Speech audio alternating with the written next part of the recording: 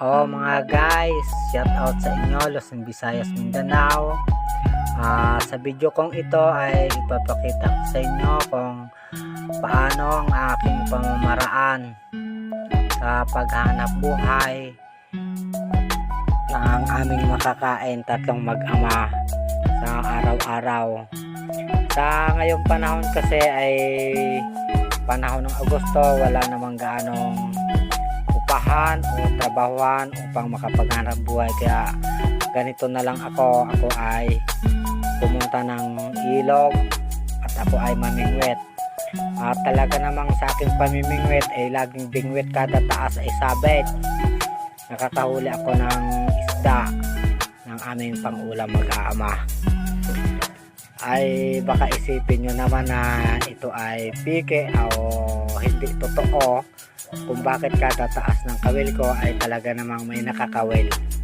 Ay siyempre ganito nga yung video ay pinagsama-sama ko na, at kung kung ipapakita sa inyo ay talagang ito ay napakahaba. Kung ating panonoodin, kayo ay mananawa lang katitingin. At kung nagustuhan nyo man tong video kong ito ay baka pwedeng pakishare na lang sa iba na hindi nakakapanood. At ito nga tong mga isda nito sa aking pangawil, kung kailan pa ako ay gutom na hindi pa ako nakalmusal, ngayon ay tanghali na, nakabilad pa sa init, dingas ng aking mata sa gutom, saka pa nagpapahuli itong mga ito.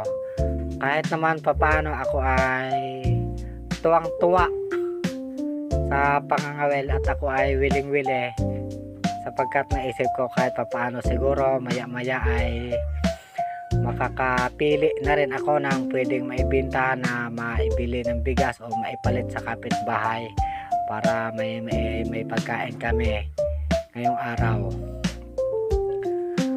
At ito nga guys, panoorin nyo lang hanggang dulo tong aking video na ito. At isa rin ito nga pala, itong aking trabaho na pangangawil na ito, isa ito sa naging dahilan kung bakit hindi ako nakatapos noon ng pag-aaral. Sa mga kaibigan ko, mga barkada na mga magkakawil ay talagang kakawili. Huwag na mag-aral sa school, talagang kawil na lang ng kawil, hanggang sa nakatapos lang ako ng lampas ng grade 6 lang aking naabot. Hindi na ako nakatapos sa kawilihan ko nga sa pangawil o kaya ay paninirador ng ibon. Ganito lang yung aking naging buhay. At ito na nga ang aking mga nahuli. Hanggang dito na lamang ako, at maraming salamat sa inyong panonood, at palagay ko naman ay makakabili na rin ako ng aming pagkain. Okay guys.